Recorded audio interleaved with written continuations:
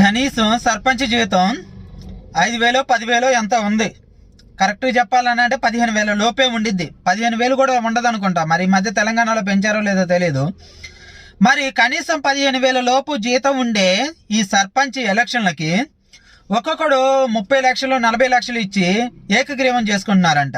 అంటే మీరు 5 సంవత్సరాలు ఎంత దోచుకు తినటం కోసం అంత అన్ని లక్షలు ఇచ్చి ఏకగ్రీవంగా మీరు ఎన్నికవుతున్నారు.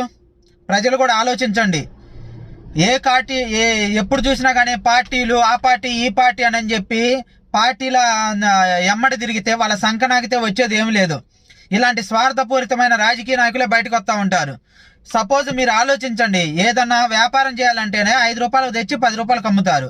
అలాంటిది 20-30 లక్షలు పెట్టి ఒకడు ఏకగ్రీవంగా సీట్లు కొనుక్కుంటానంటే వాడు రేపొద్దున ఎంత దోచుకుంటాడు? అదంతా మీ సొమ్ము కాదా? మీ ప్రజల సొమ్ము కాదా? ఆలోచించండి.